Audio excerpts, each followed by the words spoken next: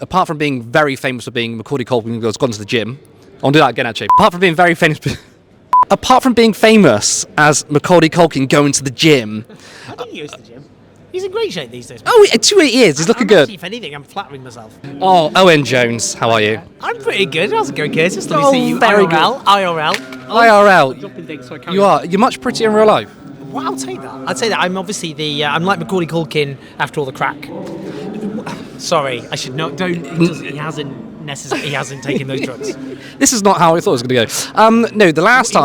It wasn't crack. Carry on. Anyway, so, I mean, last time we spoke, you said you look like... Oh, people called you Macaulay Culkin, but I don't see that. I mean, look at you. You've had a glow up. You're looking fantastic.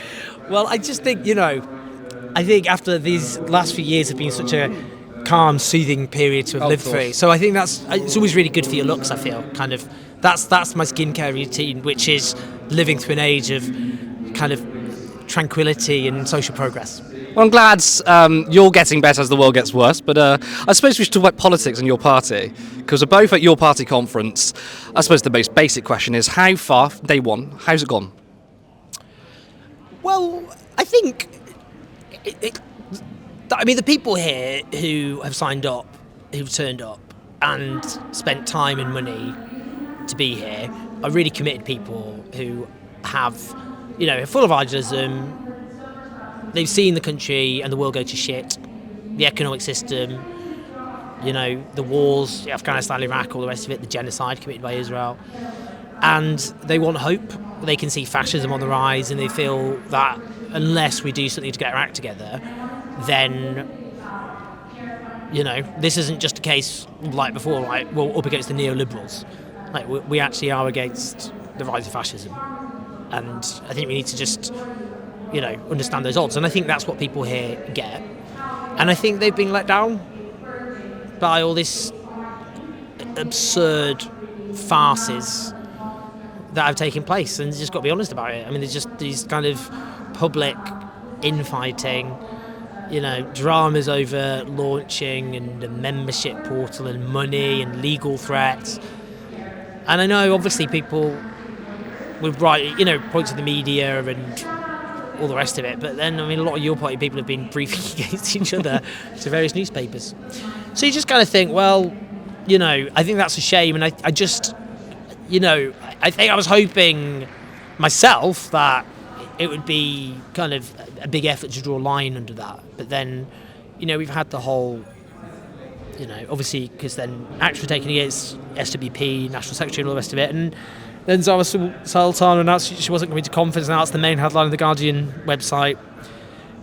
It would just have been quite useful for your party's perspective to use this as a big platform to go, we've drawn a line under all of that, and here's our big, hopeful, optimistic message to the country, and then work out, building something strong which could then have a relationship with the Greens and then form some sort of pact at the next election. In the meantime, build up in communities, and I think it can still do that. And it can, there's energy here to be harnessed, but there were still repeated attempts to just trash the potential of this. I think, and I think it's really unfortunate.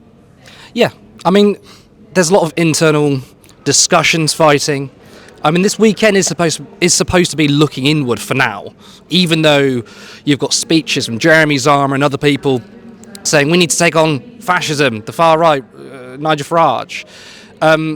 Because this is quite a big event, quite a big democratic expression, other people would say there's been some democratic stitch-ups, it's very inward-looking and it's not outward-focused. But wouldn't you say that maybe after this weekend, maybe we can start, or the party can start to look at the real problems in society, and this weekend is necessary for sort of bitter divisions, or based on your experience on day one, these splits, factions are going to continue after this weekend? Well, I hope it can do that after this. I think that's its test, really, because you're right. It's setting up a party, and as lots of people point out, it's not easy to set up a new political party, and obviously there's going to be all sorts of issues and so on. I just think a lot of it was just totally unnecessary. I don't think it was about high politics and big, profound political disagreements, and this is all structural. I think a lot of it's just really mundane nonsense, which wasn't necessary. But you're right. I think,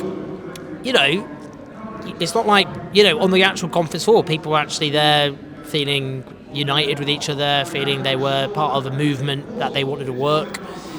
They want to work together. It's not like those divisions are really there entrenched in the grassroots of this movement. And I just think you're right. You need to do the kind of like, this is about how the sausages are made kind of thing. I get that, but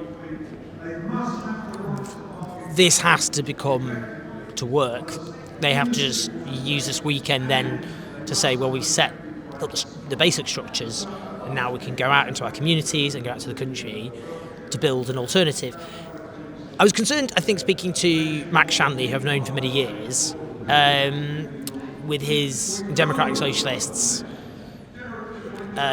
because he was talking about this, saying, basically made it out like it was a kind of decades-long mission, and noted how long it took for Labour to be set up and then form a government. Well, I don't know if we're going to be having elections in 20 years at this rate, frankly, so I don't... Do you know what I mean? I just think, just the general shift towards authoritarianism, the climate calamity, I think just saying, here's a long game, I don't think that's a good idea. And actually, I think it's also wrong, because actually politics is far more feeble than it used to be. And actually, it's actually much easier, I think, to shift people's political allegiances than it's ever been. Not necessarily in our favour, but also in our favour. So I think it's far more for grabs. Actually, you could be an insurgent party, in theory, if you got your act together, and actually end up in power, I think, in a few years. You could do that, actually. It's not like Labour took 45 years until it formed its first majority government. I didn't think that. That's a different age. And because of things like social media, because, just society's moved in lots of profound ways, I think that's true. So I just think I think the danger is, with that strategy, it's an excuse to just constantly bog down in internal minutiae on the grounds of we've got all the time in the world. We don't actually have all the time in the world. Things are really serious, and I think there needs to be a real understanding of that, and the left in general needs to actually think about being disciplined without stifling grassroots energy. I think we would all agree, right? We all want to get on, we need to be outward focused. The way I see it, and maybe your experience of talking to people today, that there is a big ideological divide. And the way I see it is there's a social democratic wing who wants to talk about public ownership, that wants to talk about wages, inequality, taxes on the rich, and of course, when it comes to foreign policy, ethical foreign policy, ending the genocide. We all agree on that, but I also think there's another wing, and maybe it's the majority or minority, that want an actual socialist party. Now, of course, you spoke to Max, I spoke to Max, he's very open with his politics. He's saying, no, we need an actual democratic socialist party, looking at maybe having the means of production owned by the workers. Now, I think me and you understand that that's not something that really sells with the public right now. But other people would argue, well, what's the point in setting up another social democratic party when you've got the Greens who are surging and they're talking about the exact same thing? So in one instance, I sympathise with both arguments, but in one instance you could say, right, let's just rally around a social democratic agenda, get on with the job, and that's it. But then how different are they to the Greens? Or, and maybe Max might put this question, or other people might say, we get it's a long-term thing, but if we can build a socialist party and then you've also got the Greens, which are social democratic, is that better? Do you think that's a coherent argument, or actually this could make the left look worse in terms of splits? I think, my instinct just generally was that I'd prefer a class-based socialist party. I haven't joined any party, but the Greens would not be my natural political home. Because they're not, by history and tradition, a class-based socialist party. I think, in terms of what would actually distinguish this political party now, and, as you say, kind of what does that mean in terms of actually, when we talk about socialism, obviously the danger is that it ends up meaning very different things for different people. For some people in practice, it just ends up being kind of a form of social democracy, but for others it's more about how do we actually democratise the economy and build a different economy that represents a break with capitalism. And I think the issue we've had is because of the defeats the left suffered in the 80s, and then the way the end of the Cold War was spun as being the end of history, the left collapsed as a mass political force across much of the world, and then only kind of started to rebuild itself years after the financial crash, really. And we had this first wave, like Corbynism, Syriza, Podemos, Bernie Sanders, and they're kind of crashed. And then we're seeing a second wave, I would say, at the moment, that is taking place. You can see examples of that Mamdani in New York. And you can see the surge of the left here in this country, largely happening through the Green Party. But I think the issue is in terms of... So, for example, Zara Sultana yesterday, which was asked about the policies to speak to the wider kind of electorate, and she said nationalise the entire economy, which obviously is quite... I mean, it's a... what does that even look like? So I did ask her about that, and she started talking actually about, kind of various forms of democratic ownership and all the rest of it.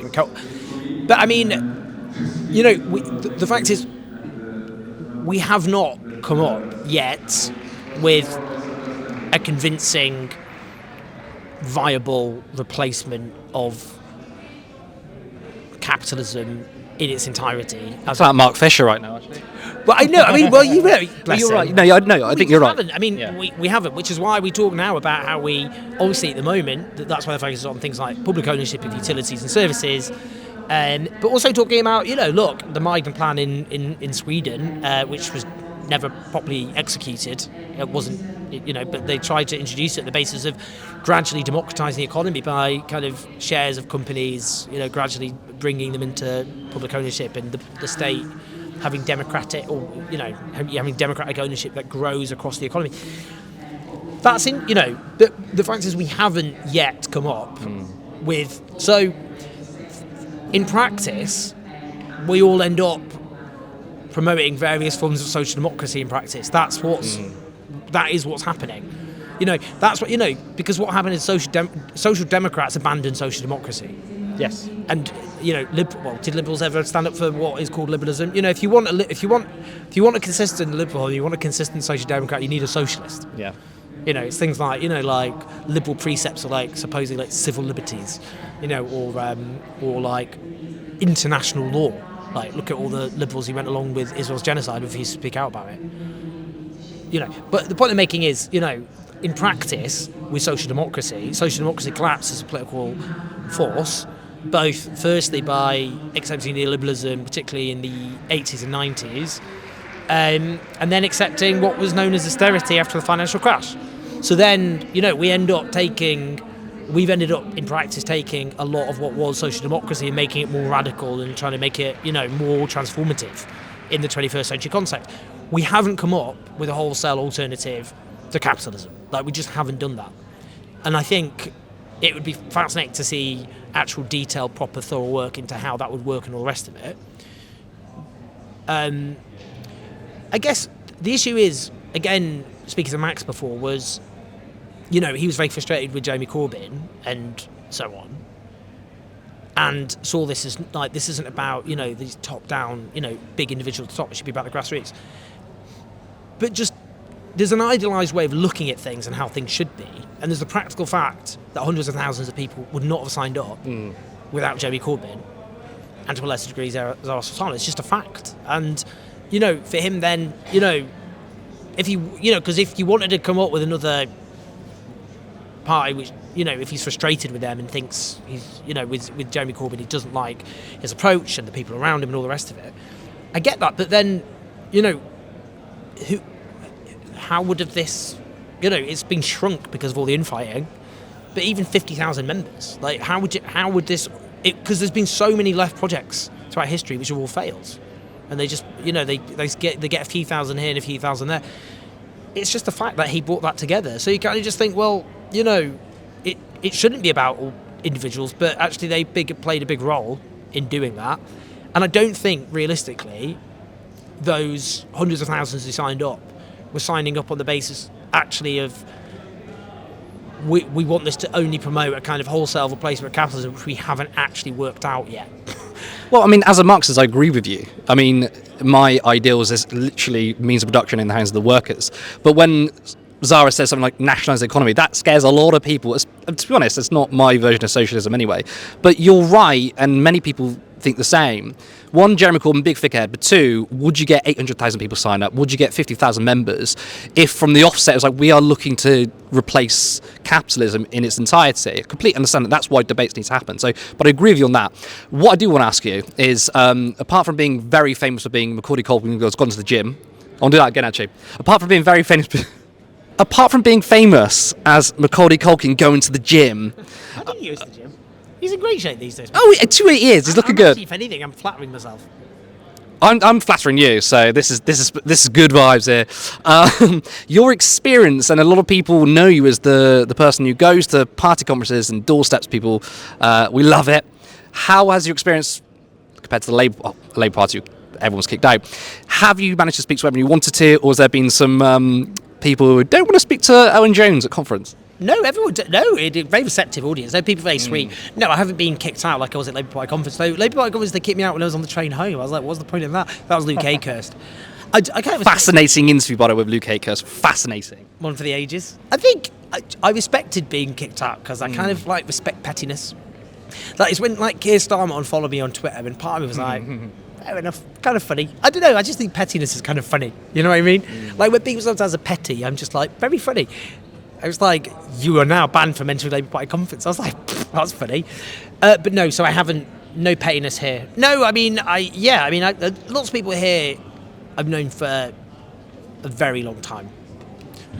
Some of them I met when I was a teenager, and I'm 41. Some people I met, the last time I saw them, apparently, was when I was a toddler or a baby because they were babysitting me, and they knew my parents. That's cute. Their old militant tendency comrades of my parents. No, I mean, yeah, I mean, I just think there was, people here are really committed, warm activists, people who just, some of them have been politically active for a long time, some haven't. And, they're overwhelmingly just, they're not involved in various sectarian groups. I'm not demonising anyone in one of those groups. I'm just saying, those groups will always exist, and I don't think they're the future. But I think people are just, they haven't necessarily worked out every dot and comma of their politics, but they know that our economic system has failed. They know that our foreign policy is monstrous and has facilitated genocide, as well as committed heinous war crimes in Iraq and elsewhere. And they just want a world free of oppression, exploitation, and violence. As Leon Trotsky said in his last testament, life is beautiful, let the future generations cleanse of all evil, violence and oppression and enjoy it to the full. That's a basic kind of mission of the left, I guess, that you don't have to be a Trotskyist to be sympathetic towards. So, yeah, and I saw that here, people are just really great people from lots of different walks of life, different demographics, parts of the country, different experiences, and that needs to be harnessed, and it would be such a shame if that went to waste. I think it really would be a real shame. So I think your party owes it to those people to sort of cut out the bullshit and, whatever, just there's... What unites people here is infinitely greater than any of the things that actually divide them. And I think on the left, the cliche is obviously we forget that and we focus on things that divide us. But actually, I think there's overwhelming agreement, even if there's disagreements on how far we're going to go at that juncture. I think I would just say to people involved at the top in particular, don't let these people down. Stop letting these people down. I think you owe it to those people who invest time and energy, who were very scared at a very dark period of our history as a species, who were very scared and should be scared about the future. I think you owe it to them to not let their desperation for hope to be dashed cruelly. We've got to get it together. I think the stakes are really high. So yeah, I think that's what I hope comes out of this. I hope there's a sense of we've got really great people who want to get involved. Let's build something which can actually give a really positive and hopeful outlet for that. That was a beautiful note to leave it on, actually. I was thinking, should I ask another question? But actually, I'm going to leave it there. For me, though, it's off to the pub. For you, it's straight home. I'm going to go home have it with my beloved cameraman, Jack. He's been running around. Where has he gone? I've lost him. but I think we'll have a couple of tins on the train. You love that. Lads. Oh, you killed it there, didn't you? Toxic masculinity all over. That was toxic, wasn't it? As ever. Hey, we've got our flaws. Owen Jones, fantastic to see you in real life, and great interview as well. Cheers, man. I really appreciate it. Well done.